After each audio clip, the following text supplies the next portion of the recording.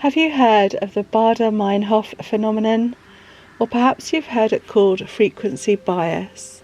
Have you ever looked around for your new car, chosen a make and model you're interested in, and then all of a sudden you see it everywhere? It's the car in front of you in the traffic jam, and then you walk past two more as you walk across the car park to the Tesco's entrance. It seems like the universe knows you want that car and decides to show it to you all the time. Well, it's kind of the same with gratitude journaling. And please don't roll your eyes. I know it's something everyone talks about. They invite a guest to talk about it on Women's Hour. It's on all the podcasts you listen to. The YouTuber you watch writes one. And your mum buys you one for Christmas. It's like drinking more water. Everyone tells you it's good for you, but you're not entirely sure why, and you hear it so often, you don't really bother. But I've tried it, and I have been writing a list I've been grateful for at the end of most days for the last 3 or 4 years. And what they tell you is true. It really does make you happier, because there aren't really more Suzuki Jimny cars on the road than last week, but now you're noticing them and paying attention. So when you write a list of all the things you're grateful for one day and the next day, what will happen is your subconscious will start looking out for things to be grateful for. If you know you have to write down at least 3 things at the end of the day, you'll start looking for them, and pretty soon you won't be stopping at 3. It leads to a full day of noticing positive things, and of course that's going to make you feel good. And I also don't mean just physical, obvious things to be grateful for. Note down anything that makes you smile, anything positive that happened to you or other people. Anything good in the world is worth making note of. And try to make the things different each day. Don't just write my dog every day and that's it. That's not going to work. But I suppose as long as you write 2 other different things as well, then you could write something specific about your dog most days. Is it the way he greeted you at the door that day? Is it the way he tilted his head when you said a word you recognised? Or the way he rested his head on your knee and how that made you feel? Look for all the things that made your day better. Did someone give way to you at a junction? Did someone hand you their trolley at the supermarket so you didn't have to find one? Did someone make you a cup of tea? Did one of your kids empty the dishwasher? In the last couple of weeks, I've written on my gratitude list how it made me smile to see my cats on the radiator together, and Rafiki was washing Lyra's head for ages. Most of the time they don't get on that well, so that was particularly cute. When I went outside to get the logs in for the Rayburn,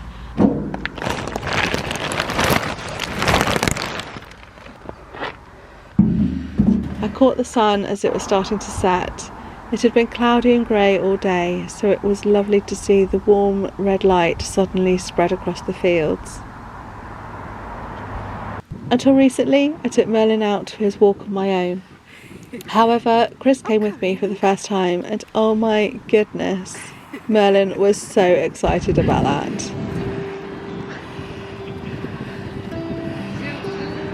Zooey, zooey!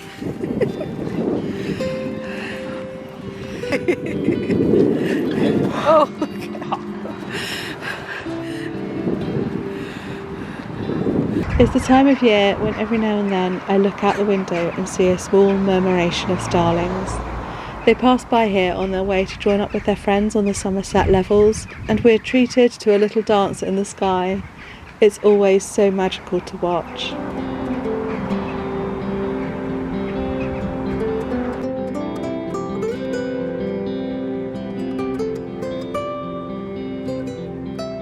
I decided to make myself a special book to write all these moments in. It's a junk journal style book with various papers, pockets, and tags and cards to write on. These types of journals are always fun and interesting to use, and this way it will be extra enjoyable to look back on in the future.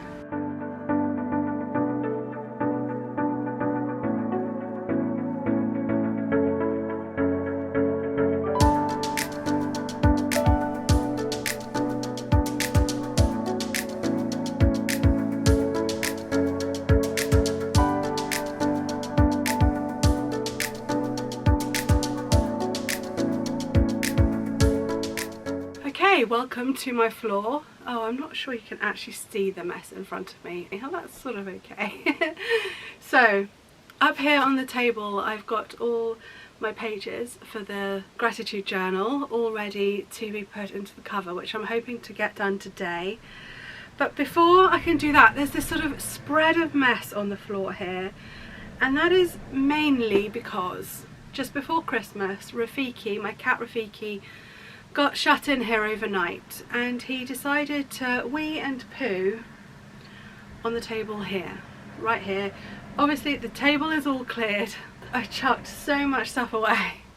Luckily most of it was already stuff I could chuck away, but the worst thing was this crack here where we've got this extendable bit of the table.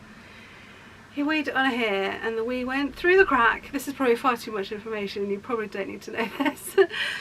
But it went down here, and under here was my folder with all of my work for my book, the novel that I'm writing. If you haven't heard me mention the novel before, you'll hear it mentioned every now and then. It's a long, slow going project, so you know, I'll talk about that maybe nearer the time of actually finishing it. But anyway, it was all here. The folder I tried to wash, the smell didn't come off, and luckily it was in a plastic folder, and inside the plastic folder some of the pages were loose, but some were also in my fabric folder, which also got weed on. And I'm hoping the fabric folder will go through the washing machine and might be alright. But in the meantime, all of it, all the stuff is on the floor here, and I need to make space for it in order to get to the table properly, because you really can't at the moment. So I thought I would do a bit of tidying up down here. We've also got random bits and pieces like the tissue box. I have gone through so many tissues this year. I'm keeping Kleenex in business. It is just ridiculous. I have just been ill the entire year so far, and I'm just so fed up of it. I'm sure you don't want to hear about that, so I won't go on about it. But yeah, that's why you haven't seen many videos from me yet this year. I've just been too flippin' ill. Anyway, I thought while I'm at it, you might be interested to see what it is I actually, how it is the sort of behind the scenes, if you like, of how I actually write a book, the logistics of it. So as I'm clearing it up, again, I'm just going to have to pile it, oh, a piece of paper on me, until that folder has been through the wash and I've tested it to see whether it still smells of cat's wee or not, or I buy a new folder. I'm just going to have to sort of try and keep this neat. Actually, I could just put it on, oh, I don't know, no, because I might want to get to them. Yeah, so this is how I write a book. This notebook is my brain dumping notebook. So literally, as any thoughts come to me about anything, characters, settings, anything, it goes in this notebook. That notebook is full, so here's my second notebook. That's them. Then I've got a whole load of, oh, these have all got a bit messed up, pages, lined A4 pages, hole punched, and that's the organising of my brain dumps. So I've got the lists of the names of the characters. Let me give you some more examples as I find them. Now this paper, you know by now I am a hoarder. When I was at school we were given 100 pages per term, and because my writing is so small and I'm quite, what's the word? Frugal. I'm quite frugal with paper because I know what it's like to run out of paper. I managed to save quite a lot of the time, and I've kept it all these years. So that's where this paper's from. Unfortunately, I did have to throw some away. So I don't know why those pages are loose, because they should probably be in this folder here. I've obviously put this in here to keep all the bits together. That's good thinking of me. I don't actually remember doing that. I've got some tabs on the side so that to help me divide the pages a little better. So we've got the main characters, secondary characters, the setting, the roles of the characters in the business that they do. Then I've got plot notes at the back, so I've got plenty of, so I can just keep expanding the plot notes. Each chapter's now written down, so I know exactly what happens in each chapter, and I'm at the point where I'm finalising the plot, if you like, making sure that I'm happy with what's going on in the book. And then also, this is the printed out book. So I write it all longhand. The books that I've wrote it longhand aren't here because I don't need them anymore. Once they're typed up, I don't need them. What I do now is I edit on these pages. I'll probably go through with one colour. At the moment I'm editing in pink, and then I might go through with another colour and do a second edit, and then I'll probably type it all out again and print it out again and keep editing that way. Hopefully there won't be too many edits, but there's always more than you think. So that's that. And now that I have neatened that up, because that was falling all over the place. Actually, there's a little nook next to me. I'll pop them here. I've got the Christmas Radio Times down here because I wanted to check I'd seen everything I'd circled. And what's this? Oh, that's a copy of the first chapter that I let someone read. That can go and be filed. Got some sewing bits that have fallen off the table. And now I think there's still some little bits and pieces here that I would like to tidy up a bit more, but generally speaking I can now stand here and get to the table, which is what I wanted to do. Phew. Right, I just got to choose some fabric for the cover, and I'm looking at this. That velvet looks nice. It's either going to be purple or navy blue, I think. Right, so I've picked out this navy blue. Really nice fabric. It's really lovely velvet. Vintage cotton. It's so soft, there might even be some silk in there. But it's really narrow. Look, this must have been to dress some quite grand a big grand window dressing. So it would have just hung on its side, just as a border for the window, I guess. So it's badly faded on one side, and I don't know if it's going to be picking up on camera, but there's lines of fading through it as well. So I'm kind of thinking it's not like I could make anything particularly good with this fabric anyway, but I'm really struggling to use this as a book cover instead of as part of an item of clothing. But never mind, I'm going to get over it because it is a good size. It is a good size. So we've got the velvet. Now hang on, let me pick you up a little bit. I feel like I'm having to duck, that's a bit better. I've got some various bits of cardboard to try. So if we have a whiskers box, that could be just the right size. I've also got some Amazon packaging, and that would make it more soft feeling. But I might try both, one of these and one of these, because I did end up with 2 books. I just had so many pages and I thought, well, I don't want a massive, really thick book. They look amazing, but they're not very practical to use. You end up having to, if you want to write on one side, you end up having to sort of prop something underneath it, or it's quite difficult to get to lie flat. So I decided to just make 2 books, and the second one I'll put in my Etsy shop by Helen Hobden, and if it doesn't sell by the time I have finished the first one, then I'll just take it off the shop and use it. But I do plan on making a few other books, so because I really did enjoy doing those pages. It was really good fun. So it'd be a good idea to try different covers anyway, to see whether I need to start collecting these or these, really. Be handy to know which to do. Okay, I'm going to actually pause for a minute and have my lunch because I'm really hungry, and then I'm going to come back to this and figure out how to do this cover. I'm a bit nervous about this, to be honest, because I've made junk journal style books before. In fact, if you can be bothered to scroll down my YouTube channel, through all the videos, you'll find my very first YouTube upload was a flick through of a junk journal type book that I made. Must have been 7 years ago, I reckon. I don't know, without scrolling through myself I can't be absolutely sure. 6 or 7 years ago, maybe even longer, because I've been doing vlogs for about 6 years. Anyway, I'm getting distracted.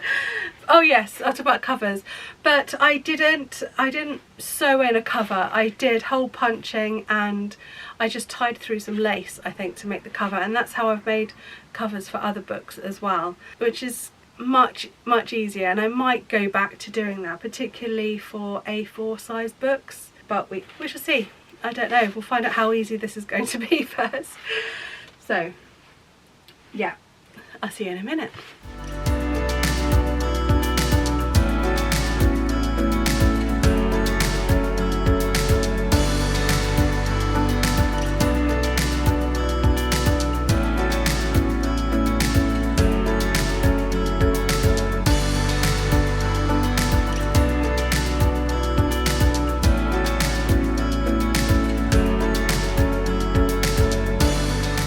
Well, I finished the book, but not quite completely finished, because so it's going to look like this. I've done some pyrography on a bit of wood veneer on the cover there, and it says, "These are a few of my favourite things," and I thought that was quite a nice little quote from Sound of Music there that would go with the gratitude journal.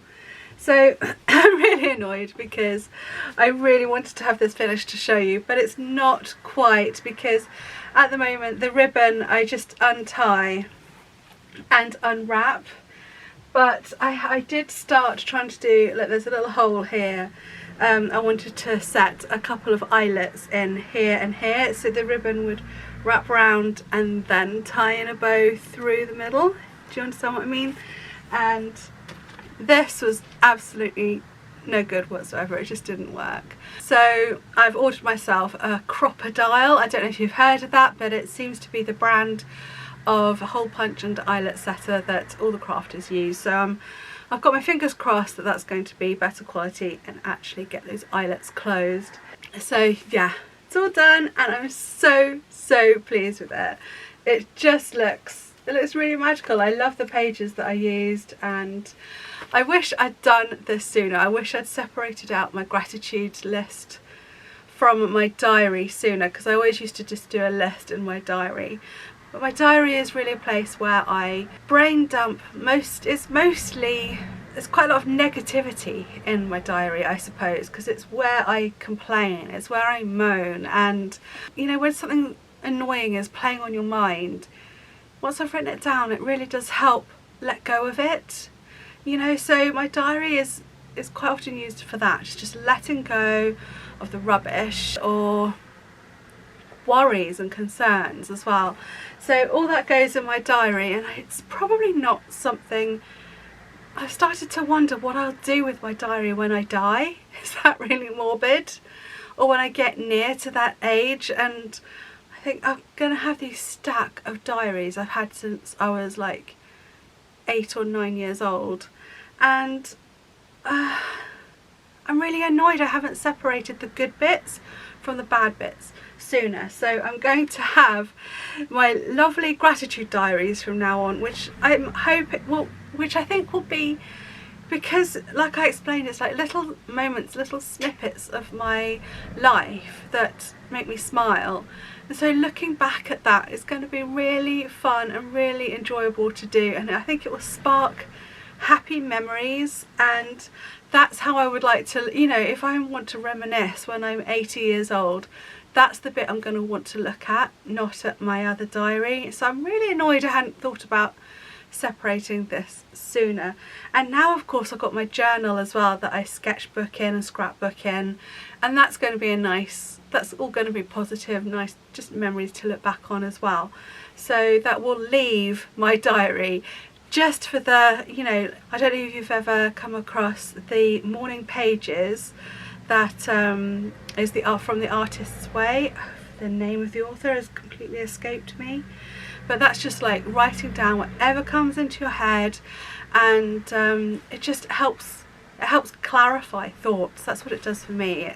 It takes away the jumble of thoughts in my head and makes it easy for my brain to understand. That's kind of what I use my diary for. So yeah, like I said, really glad I'm going to do this always. So if you'd like to see the whole process of how I made the book and the complete final flip through, and also we'll have the ending when I get my crocodile.